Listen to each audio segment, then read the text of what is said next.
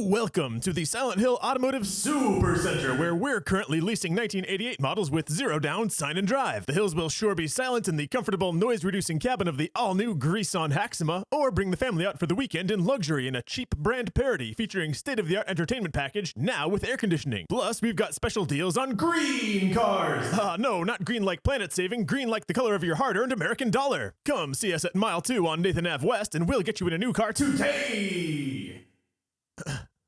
That hurt me to do.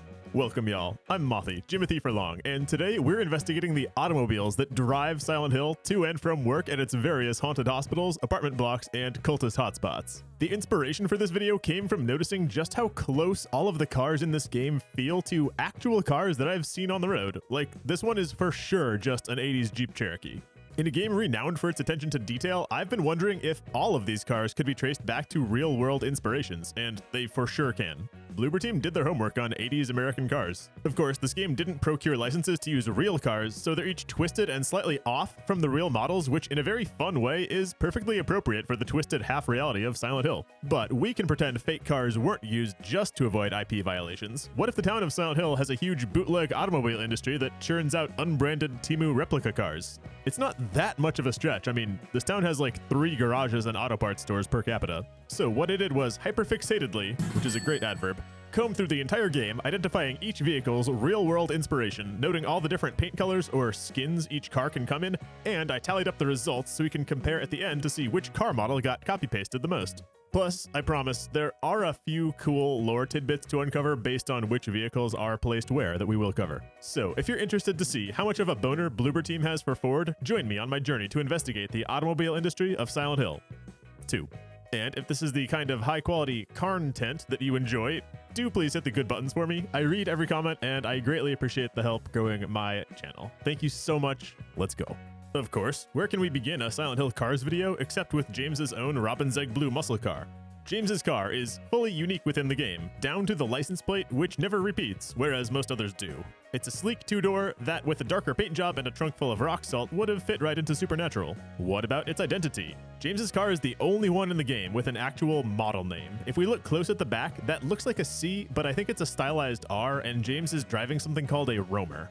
Now, apparently there was a historical car named the Roamer from the Barley Motor Car Company, but that's some different 1920s thing. This is a new fictional Roamer. Thanks to Beard Meat on Reddit, who 4 years ago found that the original Silent Hill 2 version of James's car was a very strong match for a 1977 Pontiac Ventura. In the remake, that's less of a slam dunk match, though it's still a good starting point. The circular headlights, the logo in the center of the grille. But the Ventura's grille slants upward, whereas James's car in the remake is neutral or even gently down-facing, and the hood lacks the distinctive V-shaped bump. It's for sure a 70s muscle car, though. I checked other Pontiacs out, and this one's a close match for a 1971 T37, but the headlights and grille are not at all close to that. Those come straight off a Mustang. So let's call this one a Pontiac Crustang and go check out Eddie's van. Halen. Vanima, Vanima. I want to shout out my friend Badass Narwhal, who is a hardworking car boy who knows a lot more than I do, and he helped me ID a lot of these vehicles. I only know as much about cars as you can osmose from playing Gran Turismo 4, but Narwhal had a lot of immediate recognition power that made this project much smoother. Like immediately knowing off the jump that Eddie's Van Halen is gonna be a 70s Dodge. Indeed, the B100 is a strong match, specifically a tradesman version, which was the panel van. They also sold sportsman versions, which had passenger windows. And specifically, it looks like they had round headlights all throughout the 70s, only updating to the stacked square headlights that match Halen in 1979, so there you go. There ain't nothing like it, her shiny machine. For what it's worth, Eddie's license plate does get reused a ton, unlike James's. I feel like he deserves better than that since he's an actual character that we meet. Playing the game now, there's tire treads on this country road taking me home to the place that I belong. So someone drives up this way, probably just to maintain the well in the woods by the first save point. Follow those tracks through the graveyard to our third vehicle of the game, a pickup truck in green, which we'll see a lot of. This one, probably owned by the employee or owner of the Silent Hill Ranch, is carrying a load of firewood. They were probably utilizing the chainsaw to cut it. This pickup is a strong match for a 1970 Chevy C10. Such a strong match that we don't really need to speculate further. All it's missing is the logo, but the bed is full of plenty of logos, so I'm sure we're barking up the right tree. Chevy has a different truck called a Silverado, so let's call this one a Silverado Don't. because there's only one joke you can make off a C10, and I'm not calling this thing the P10 more than once. There's a second pickup right here, inaccessible, inside the ranch. Who knows if it's roadworthy? This truck starts a weird trend in Silent Hill 2. All of the old cars are inaccessible to us, stuck behind fences. Bloober didn't want us having up-close encounters with their oldest vehicles, maybe because they didn't want us smashing their windows out of respect, but it's a trend that holds, and it's kind of weird. Now, before you're tempted to call this one a mater, this one has no boom arm, so we can't call it a mater. It's just a standard 50s pickup. A 1950 Chevy 3100 is a darn close match. A little further up, still at Silent Hill Ranch, we've got our first repeated vehicle of the game. Another Halen, still in white, but no drink on the dashboard, and a new license plate. 5550808. The third digit is obscure, but it kind of looks like when you type boobies upside down on a calculator. Inside Best Auto Parts lurks a scary car in the darkness. The shadows are so deep here, we can't even make out the rear half. I know this to be a wood-paneled station wagon with ivory trim, so count one of those, but we'll wait to ID this car until we find one in the light. Though, as we learn later, station wagons do love the darkness. Through the locked door is a third Halen, this one missing its license plate, which is a relatively unique phenomenon in this game. And this one's not white. It looks like this van was base blue, then it had a rear door replaced in green and a passenger door replaced in red.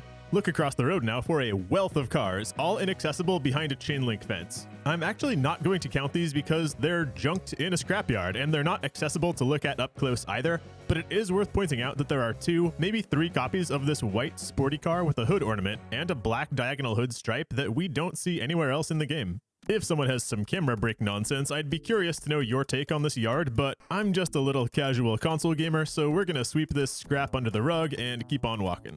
Through the nearby tunnel is an important new model for us to learn. It's a plain sedan with a muscle car looking hood, but with 4 doors and more of a passenger vehicle vibe from the side. I call this one the cultist car because inside this one is the Key of Sorrow with the halo of the sun on it. But this car is a clear match for a 3rd generation Dodge Monaco, which came in both 2 and 4-door configurations, made between 1974 and 77. This was one of the more specific windows that we could narrow down any of the cars to. Continuing up Wiltsey Road into Silent Hill, there's a trailer parked inside this Roadrunner business, but I'm not going to bother including trailers because they, like junked cars, don't count as roadworthy vehicles on their own. But what if I made a new video that was like, leaked Silent Hill 3 trailer, but it was just 3 trailers from Silent Hill?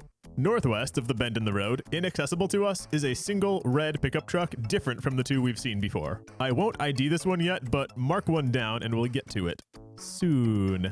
Once we reach South Vale, instead of following the critical path, turn left at the flower shop. At the end of the street, parked perilously close to the stone wall, is our first trash sedan. This ends up being a very common model, and it's surprising it took so long to run into one. This doesn't have a close match for one single real car, and yet it kind of looks like the perfect platonic ideal 80s sedan, like every car combined. The headlights and grille are a good match for an 84 Nissan Maxima, but the body is a little shorter than a Maxima's. More like a Minima, am I right? Nah, but the body is close to a late 80s Dodge K car, like this 89 Dodge Aries. And these sedans sport something uncommon in Silent Hill. They have an emblem from the manufacturer, except it's basically just a featureless silver circle. I call this a grease-on Haxima in the intro, so let's go with that, but it is halfway a Dodge Aries. And nearby is our first delivery van. We don't have up-close access, so I'll defer the ID, but most of these are branded with Toluca Express Delivery, so I'll call these TED trucks. Thank you for coming to mine. Into town now, just adjacent to the flower shop, is Silent Hill's own Tire Pile. Those flowers are gonna have some bonus rubber flavor. Parked here is a green cultist car, a copy-paste of the prior one down to the license plate, and we get up-close access to a TED truck to identify. I started the ID for these by searching up UPS truck models since that's all I knew that looks anything like this, and I learned that the generic term for this kind of vehicle is a step van. As in, help me step van, I'm caught in the hole. The UPS apparently used a Ford chassis with a proprietary hood, but I also found a comment mentioning the 1985 Chevrolet P30 box truck as a good generic starting point. The TED's less rounded on the windows and the headlights are different, but this one's a close enough match for me, so ship it.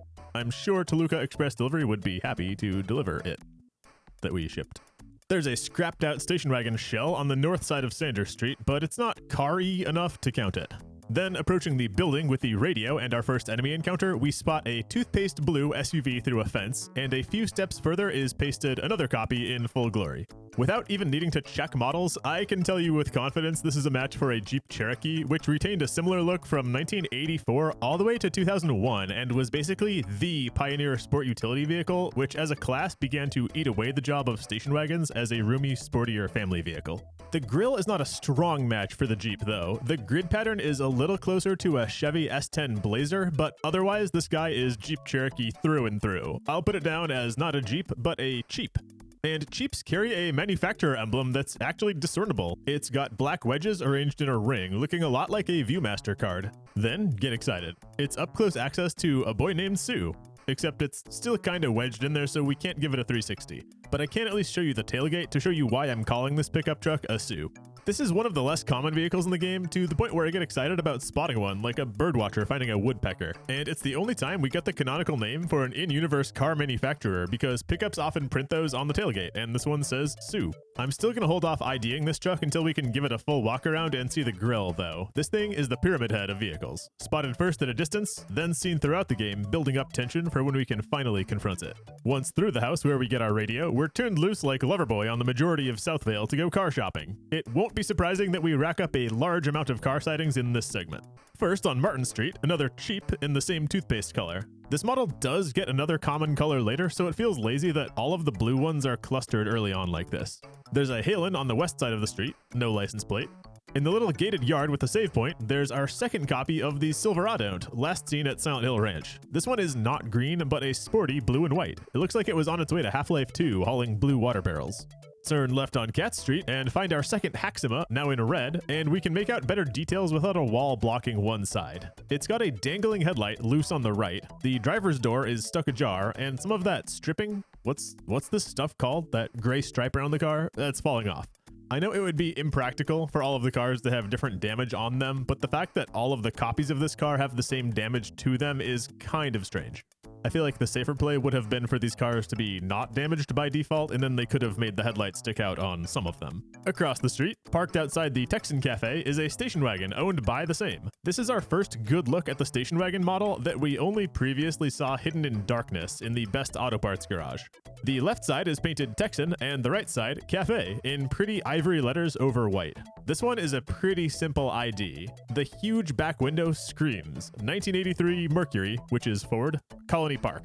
But the grille was stripped off something a little different, closer to an 87 Toyota Cressida or an 85 Volkswagen Quantum. I'm calling this car an A&M because it's branded Texan, a college station wagon. Turn north on Neely Street now towards Groovy Music. There's a cultist car copy-pasted in the same green as before.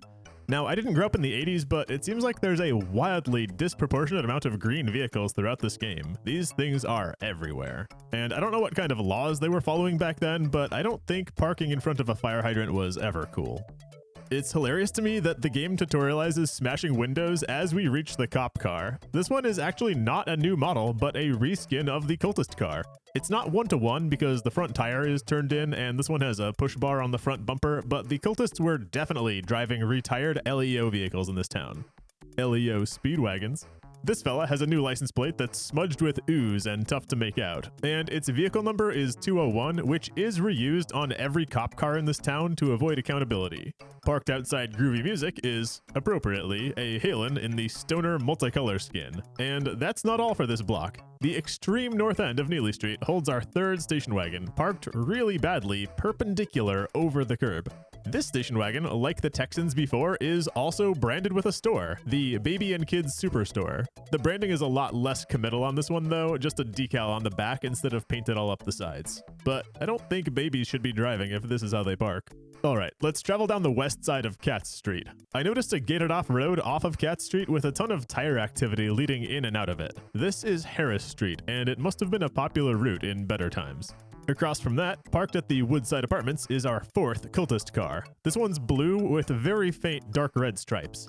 But if you look real close, those aren't stripes. This car used to be rust red before it was painted over in blue. It must be an imposter car sent here from the rusty Otherworld and gussied up to appear normal. But that's the only car on this block. The next block heading south on Neely is super empty too, but the one car there is a big deal. It's got cop skin on, but underneath that is a brand new vehicle sighting. This was one of the easiest IDs all game. From the tall boxy grille, I immediately felt Ford Bronco, and sure enough, an 80s model Bronco is a strong match the whole way through, from the grille to the large and slanted back windows. I also paid attention to where this cop is parked, in front of the Baby and Kids Superstore. They must be here to ticket that baby for parking like a dipshit up the street. But that baby's on the Lamb. The Lamb Chop. We do need a fun name for this car. I'm just going to call it the Branco. Saul Street amazingly has no cars despite housing a Best Auto Parts location. In fact, there's definitely an excess of automobile-related businesses in this town. The corner of Sanders Street is cut away for the Burger Place, which contains our second Branco of the game, just a stone's throw from the first. Further east down Sanders is another Ted truck, a multicolor Halen, a car stuck behind a fence that's a little tough to see, and a legendary pole. We've got a brand new vehicle, this dark blue semi-truck, with a normal passenger plate, which I don't think is legal. Where do I begin identifying this thing? Searching for a list of truck brands gave me some names I recognized from the highway. We've got Peterbilt, Mack, Kenworth, Freightliner, and well, that was actually a good start, because I searched up 80s models from each of these brands, and only Kenworth has that ridge or peak on the hood like this truck has. I tried to get a specific model name from Kenworth and didn't find a strong match though. The Kenworth W900 is close enough, but I couldn't find any models with the distinctive large headlight, small headlight pair, even looking at other brands and going back to the 70s. If you're a truck spurt, let me know if there's a better match than an old Kenworth here. I'm just gonna call these guys 0.0063 US dollars. Because that's a yen worth. And that truck is the last vehicle to find on this side of the Neely's jukebox puzzle. Bar Neely's? More like car Neely's, because there's a veritable wealth of motor vehicles out back of this bar. First, we finally encounter the second color of Cheap's red that will overtake the rest of the game. There's the butt of a real puzzler hanging out of one of the garages. Like the old Chevy pickup before it, Silent Hill only offers us veiled access to the older vehicles. And I actually took a stab at IDing this one just from its butt. The chunky chrome bumper immediately puts us in the 50s. A 1949 Ford Club Coupe gets us started with the right general car shape. But I saw that logo. The logo outline here with the slight chevron shape is a match for the old Chevrolet logos, so I dug and found the 1955 Chevrolet Bel Air, which is a strong match for everything except those huge tail lights. We still have to source those. Big tail lights were more of a thing on Cadillacs and Chryslers. The Chrysler 300 has nice tall ones, and the 1953 Chrysler Imperial is really cooking. So let's call this grandpa-ass car an old Chevy Bel Air with Chrysler-inspired taillights. It's the Stale Prince. We also collect a third Haxima in red, a fourth in green, our fifth in white, but only its butt, and our sixth in brown? White? This thing's color is undefined, like it crashed on a farm in Massachusetts. Then our seventh comes in green with pre-smashed windows. I'll use the prevalence of Haximas in this area to talk about a phenomenon I noticed throughout Silent Hill. The car placement is a little lazy. We see clusters of the same car within a small area many times throughout the game. There were those 3 toothpaste blue Cheaps together earlier. Our only 2 Brancos were mere yards from each other, and Haximas are being spammed here. On one hand, these clusters do give a kind of deja vu feeling. With all the other attention Bloober put into the level design, I'm willing to believe that maybe the similar car clusters are intentional for this reason, but a less generous observer would call this lazy. We rack up an 8th Haxima in white, then finally a station wagon breaks the mold. It's white with ivory stripes like the Texan Cafe one, but without the branding. Proceeding through the heavy door, the main attraction in this courtyard is the janitor's car, but don't let that distract you from our 9th Haxima lurking back there. Hey little buddy, we didn't forget you. The janitor's car, and my full Silent Hill 2 playthrough vid explains why I call it that, is just a cultist car in the toothpaste blue color common in Cheaps. But if you look carefully, this one is painted over rust red, just like the dark blue one from Cat Street. The imposters are everywhere. This car has a unique license plate, which it kind of has to have because there is a note earlier that talks about this license plate. And after grabbing the key is a huge break from car content. At least in a playthrough. We're gonna skip forward. Because once we grab the keys, we play through the windy streets, the Woodside Apartments, and the Otherworld Blue Creek Apartments on our way toward Rosewater Park before finding any more motorized beauties, which is several hours of playtime. But there's a tiny liminal segment just after the apartments, between the first Pyramid Head boss fight and Rosewater Park, that actually contains a few cars for our purposes. Just outside the boss arena is what else but a cultist car in its usual green color. It's ass to ass with a green TED truck. Not super interesting, but this is a new and unique skin for TED trucks. This one has some other words on it, which if you look close, I make them out as Scarab Beetle. Not sure if that's a business in town, a truck brand, part of an ARG, or what. We're too early in the timeline for that to be somebody's food truck. We also rack up a white Haxima, a toothpaste cheap, and a red Haxima, all before the Laura cutscene and the ensuing Maria segment. Then once we collect Maria, we gain access to a big new chunk of South Vale as we take her on a tour of the Nathan Avenue motorway. Bring her first to the west, where we find a new station wagon skin, green with wood paneling. There's a third Silverado Don't, back in green, and hauling tires. It's facing a TED truck making a delivery of boxes, and these are across from a rare, shiny Haxima variant with its wheels on blocks. And there's another rare pull just ahead, our first big yellow school bus. It's number 201, same as all the cop cars, and I did not expect to be researching retro school buses for this video, but it would be delinquent of me to skip the bus after doing the truck. Apparently, there are 4 main school bus shapes called Type A, B, C, and D.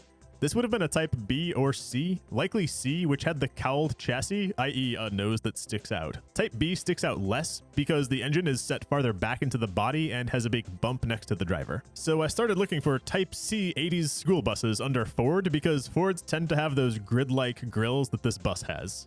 A 1980 Ford B700 gets the conversation started with the grille and the headlights that sort of drop off to the side rather than being flush with the hood. And I really can't do better than this despite the weak match. Chevy buses are way too square and military looking, and Wayne International buses have the same general idea, but big round lights, and overall they're not much of a match. So let's call this one a really sick Ford bus. It's got loop bus, which is an autoimmune disease. Behind the fence of a business called Phoenix Body, they did such a good job detailing the hardly visible parts of this game, is a cultist car, green again. And just a bit further is a huge score for us, Octanas Fuels and the attached auto body shop. We're greeted by a murdered out Branco wearing a new set of roadworthies. This might be one of the sexiest vehicles in the game. It's the kind of thing your trashy neighbor is paying an exorbitant car note on. Poking its nose out of a garage is a Haxima, and of course another one is the car that's sitting up on the jack for work. Behind the fence, we can see what is probably the full body of a stale Prince. A toothpaste cheap waits in the queue for jacking, and out front at the pumps is another Haxima parked stupidly with the wrong side facing the pumps. You can see the gaslight, it's right here. Across the street, Pete's Bolorama has a red cheap parked in an employee stall, and just around front is a duplicate, down to the license plate.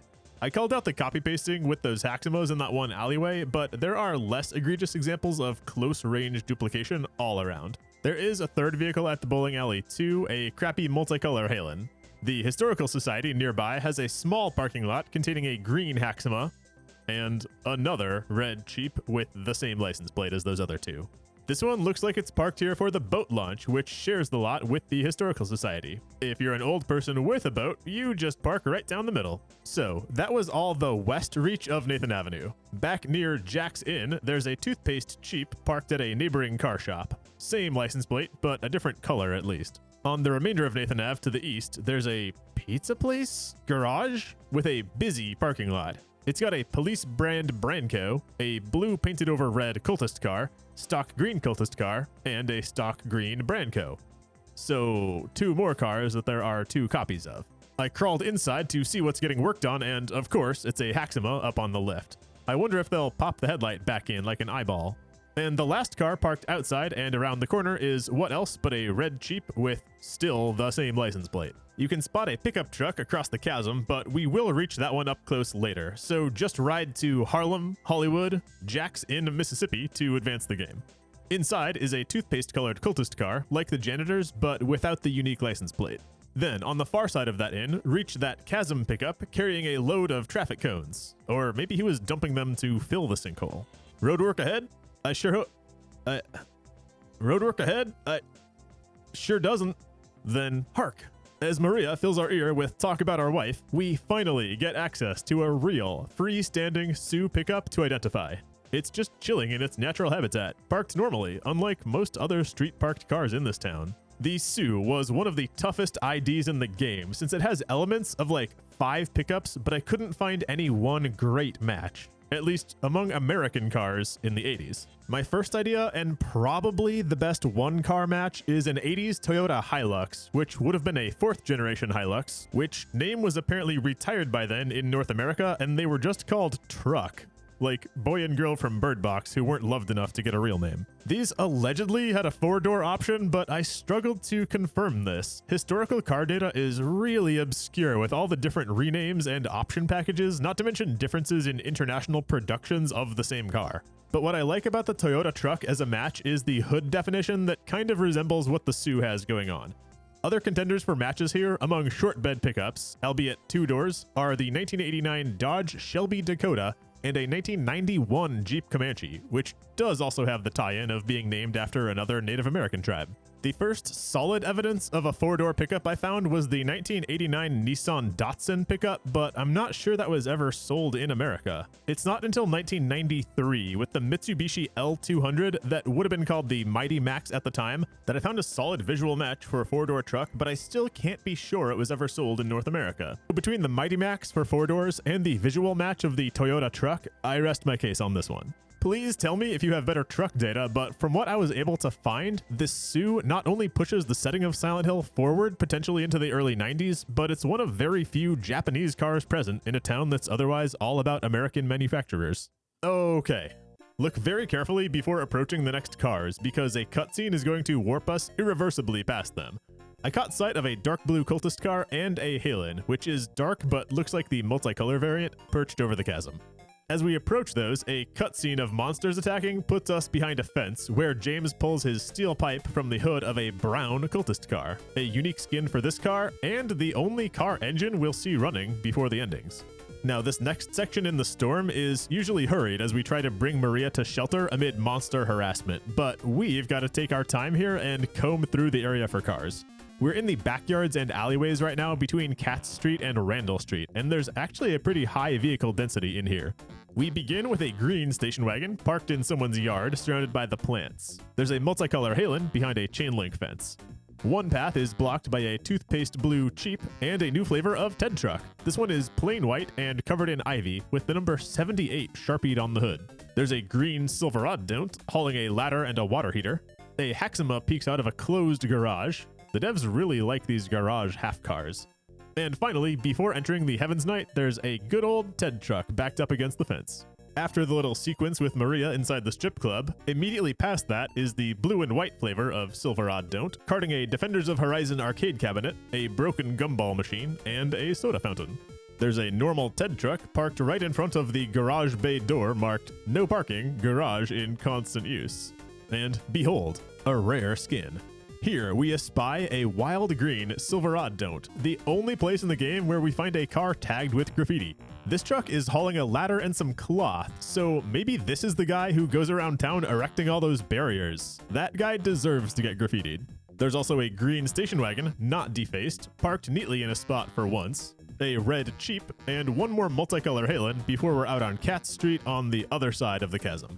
It seems like all the vans we found have been multicolor for a while, not white. It's unbelievable that they all had the same parts replaced in the same colors. I feel like the devs should have gone with white for the default color of van that they spam all over town, but then maybe it would have felt like a town full of kidnappers, and Bloober was probably trying to avoid that. The following Moonlight Grove and movie theater segments are obviously blank for cars, but once we're loosed upon the southwest zone of South Vale, headed toward the hospital, we once again have some new ground to scout. We can kick things off on Carroll Street with a red Haxima parked neatly, and a rare school bus trapped in a spooky fenced lot. A cloned red Haxima is neatly parked in a metered spot. Still no ticket, thank God. But if it gets one, good luck to the police trying to collect on this ticket when 9 other cars share the same license plate. A little further south is a second baby and kids superstore business wagon, again parked like an asshole on the curb next to a fire hydrant. It's like these babies want Silent Hill to burn. Angela? Make a left on this side street to find a white TED truck with the text MH-OV sharpied on each side and a big number 4 stenciled behind the driver's door. I don't know what the deal is with these markings we've been finding on these trucks. If you have any clue, let me know. Approach the hospital, and after the scene of Laura running inside, we're left staring down a black Branco parked directly in front of a no parking sign and a red painted curb. They must have had an emergency and pulled up to the hospital for emergent care, right? They'll move as soon as they can. And of course, what kind of vehicle belongs at a hospital? We've got ambulances. 2 of them are parked on the north side and 1 on the south. Just like with school buses, I dove down a bit of a rabbit hole identifying this thing and learned very little. It seems like ambulances have only 3 types. Type 2 are vans, which is not a match here. Type 1 is basically a truck cab and chassis carrying a custom patient box that's not attached to the cabin with just a small window for talking between the cab and the back. Then Type 3 ambulances look similar to Type 1, but they're built on a van chassis, the cab and the back integrated with a larger opening that can allow movement between the front and back. It looks like we're dealing with a Type 3 ambulance here. Like the bus, the grid-like grille here started me off thinking Ford as the maker. Honestly, it was really hard digging into ambulance models since they get a lot of customization done and there aren't a ton of them made, but I did find some sweet ambulance enthusiast websites and Facebook groups for neurodivergent boomers in my hunt. Let's just call this one an 80s Ford ambulance with the rounder headlights from a Dodge or a Chevy model. And with that, we're mostly done finding new cars in South Vale, in the foggy world at least. James is about to head into the hospital for a long while, emerging hours of gameplay later with South Vale stuck in Otherworld mode. Now, this gets interesting. We haven't really entertained the question, what happens to cars in the Otherworld? Spoiler, they tend to rust, but they also gain a really big buff to battery life and supernatural headlights. Our first specimen of an Otherworld car is a green? Gray? Beige? What's wrong with me? This car is 4 colors at once.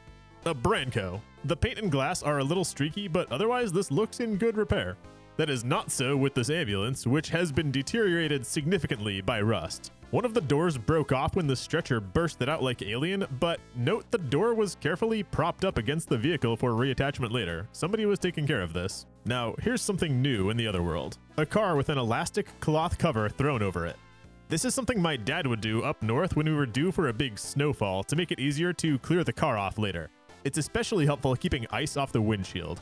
And down south, I've seen people do this for hailstorms sometimes, but I'm not convinced that's gonna save them when the hail balls get really big. Covered cars make sense to see here because Silent Hill is set in Maine, but why is the seasonality of the Otherworld different from the foggy world? We should have been seeing covered cars in the normal world too. Anyway, I don't think there's an actual car underneath that. The sheet is technically a ghost, but it's clearly the outline of a Haxima, so we're going to count it as one. We've got a Silverado in blue and white, hauling mixed cardboard and wooden crates, then another awfully parked station wagon. I went over to check if this one was from the baby store, and the music did a perfect crescendo for the reveal. It's not. This station wagon has an interesting feature though. Its headlights are on. And it's the darndest thing. Shooting the headlights only kind of turns them off. They get dimmer, but there's clearly still light emitting from them. These Otherworld cars are something else. There's a rusted TED truck looking like it was a plain white one originally. Then through a door in a little unmarked road off of Carroll Street, find a gray station wagon in good condition, a rusted TED truck, and behind this junk barrier is an odd sight. A station wagon and a red Jeep nose-to-nose kissing. Getting some of that car seat headrest. It doesn't have to be like this. We find a Haxima with one headlight working, weirdly the sight that's dangling out of the vehicle. Then through a few more buildings, behold, a rare sight. It's an Otherworld Sioux, tarnished but still looking good, burning its battery down to run the lights. It's sad to see a rare specimen like this wearing itself out in the Otherworld. So majestic and alone, like a mighty oak tree. Across a big hole in the ground is a dramatic and beautiful scene, a station wagon in the neon glow of the Lakeside Diner. As an effect of the tendency to clump vehicles together, station wagons really have been prevalent in the Otherworld. I guess Pyramid Head must be a dad of 3 who's too cool to let his wife get a minivan, but environmentally conscious and doesn't want a gas-guzzling SUV. On the far side of this diner is a whole rare booster pack of vehicles. It's our 3rd school bus in the rare slot, a holographic full art $0.0063 US with its lights on looking all maximum overdrive, and a blue and white Silverado in the uncommon slot. Then tally up another ubiquitous station wagon, another Sue, the level designer has clearly just remembered these exist, and one of those color fluid Brancos. The road chicanes into another immediate one of those, and a TED truck as Laura escapes through the door to where the mandarins hang. Past those tunnels, chain fence again keeps us at arm's length from the classic cars. A rusty, stale prince holding hands with her old pickup husband. It's like when you see an 80-year-old couple sitting together on a park bench having ice cream. It's so cute. Finds another Branco and something surprising, a covered station wagon. With all the corners this game has cut, pasting the same cars in a short stretch, I am amazed that they took the effort to model out different shapes of covered cars. It goes to show they really wanted to convey a need for weather protection in the Otherworld. This one is parked right across from the Saul Street apartments, which, if you haven't taken a chance to look at them, they have some crazy damage done to them in the Otherworld. There's a huge fissure splitting the building. A few yards further on is a Cheap, which is only our second one in the Otherworld. These things are clearly more affiliated with the Light World, the foil of station wagons who congregate in the darkness. And even under the rust, this car actually looks like a new color, which is an understated huge find after seeing this thing dozens of times all game in blue and red. As we turn to face north on Neely Street, there's a TED truck, pretty normal, but also the wheels of a semi poking out through the side of this building. What the heck? The game asks us to choose a path here, but we can loop back around to see both sides. I hopped into the warehouse first, teased by a need to confirm the front end of this truck. Indeed, it's our third Yenworth, and the first one we've seen that's rusted and nasty, despite the previous one also being in the Otherworld. It must be inside for some repair work. Back outside the warehouse on Neely Street, the only car I found on this block is a blue cultist car, our first of these in the Otherworld. Cultists seem to prefer the light as well. To the east on Sanders Street is a rusty TED truck backed into the barrier, a blue and white Silverado hauling a whole load of nothing, and, of course, a copy-pasted blue cultist car. There's also a second Cheap in the Otherworld exclusive paint job. Next, we head through Neely's bar. In the Foggy World, this alley was full of trash Haximas. Now, it's got a Cheap, a stale Prince butt, a covered Haxima, plus another covered Haxima and station wagon across a chasm. As we approach the ringing payphone, check this out. I mused in my previous video how James is somehow suddenly in the real world, or at least the not Otherworld, as we reach Nathan Avenue and the Historical Society. The threshold for that change seemed to be the locked door that's coming up ahead. But I noticed this Cheap parked by the payphone is suddenly not rusty, but a normal bright red. Indeed, if we look back, the laundromat exterior is clean, interior nasty. So the laundromat is the threshold for crossing back to the normal world somehow. The machines must have washed the decay out of our clothes. There's a nice condition Silverado ahead, and a Sue that's still kind of rusty, but boy, these went from critically endangered to a mere vulnerable status in a span of 20 minutes. It's like watching pandas having a baby. There's one weird out-of-place ambulance, and a Haxima at the Lucky Jade restaurant that somehow parallel parked between this trash can and telephone pole. He just couldn't believe a shrimp fried that rice and had to top it. As we walk the final block up the north end of Neely Street, cars are now in the same places that they were in the Foggy World, confirming to me that we're fully out of the Otherworld. It just so happens to be dark because it's nighttime. I struggled with whether to tally these vehicles because it felt like duplicates, and I'm leaning against it because the cars really are identical until we reach the Historical Society, but we'll still note them down. We've got the same cultist car, and the cop car whose trunk is popped open now. The multicolor Halen is still outside Groovy Music, and the baby store wagon is still... Consider me gaslit. That's like not okay that this is a different station wagon. I guess we are counting all of these cars again because they're apparently not the same instances, only simulacra. Which means we've also got to count the cultist car at Jack's Inn, the Silverado with the traffic cones, cultist, Branco, and Cheap at the pizza garage, plus the lifted Haxima inside. And on Nathan Avenue, it's the shadow versions of station wagon, Silverado, TED truck, the Haxima on blocks, and school bus. Octanus Fuels is similar, except this Branco isn't black, but a pale blue and white. So it is more than just one car that's been improperly replicated in the Otherworld. This Branco, along with the no longer baby station wagon, prove that James really is just filling in the details with his imagination, and none of these cars are even real. No wonder they're all off-brands. But we do rack up the same Haximas at the pumps, poking out of the garage, and on the jack, as well as a Cheap. The bowling alley does have the same cars though, 2 red Cheeps and a colorful Halen. Now, I'll admit I got kind of sloppy here and I forgot to check the Historical Society parking lot, but we can probably count a final Haxima and a Cheep. Also not represented, there was one toothpaste colored Cheep by Jack's Inn, but outside of it that I found in the light foggy world and not in the darkness. I don't know if I'm just blind, but I did not find that car again. And with that, as we head into the Historical Society and the prison, as James's journey becomes more metaphysical, I was pretty sure we were done with cars for the rest of the game. But we're not. Silent Hill squeezes in another car before the game is through. Can you guess where we're gonna find it? I'll let you think for a moment. It turns out, through the labyrinth, and after Eddie's boss fight, out on the docks before we hop in the rowboat, there's one final 50s pickup sealed away as usual behind a fence. And in that classic Silent Hill 2 car pasting style we know and love, there's actually 2 of them. There's a second one right here, defying gravity as it holds some heavy wooden boats without tipping over. The rarest vehicle in the game, just like that, devalued itself right at the end. And those 2 are the end of cars in Silent Hill 2. We do see James's car again in the ending sequence, and Eddie's, but those don't need double counting. I don't know if we learned much from this, but here are some fun takeaways you can tell your parents about at the dinner table tonight. We counted 15 different vehicles in Silent Hill 2, 12 of them being passenger models, plus bus, truck, and ambulance.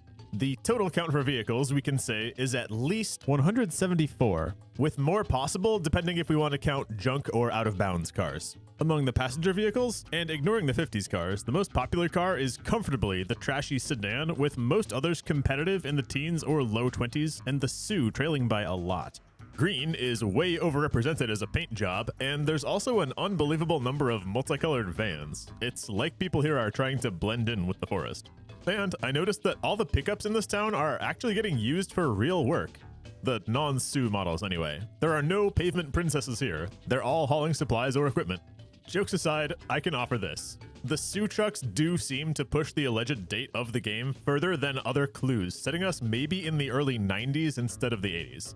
The developers overall took inspiration mostly from American auto manufacturers, particularly favoring Ford and Chevy, but also representing Dodge, Jeep, Pontiac, Chrysler, and even Kenworth for their trucks.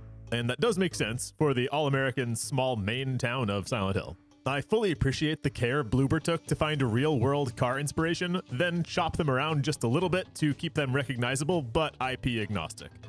All except that one SUV that's just a straight-up Ford Bronco. Thank you for watching my silly car video, and again thanks to Narwhal for the help IDing these Aldi brand vehicles. I hope everyone had a lovely holiday. Travel pushed this upload a little bit later for me, but we're still going strong, and I have a really strong 2025 planned for the channel. Thank you so much to my patrons who keep the lights on over here. I post channel updates and behind the scenes on Patreon, and I'm also going to try something new in 2025 and run a poll over there for which game I cover next. So if you'd like to be part of that process, come on over. I will be a very grateful man. That's about it. Stay warm, look for lots of great content coming in 2025, and I'll see you later, alligator.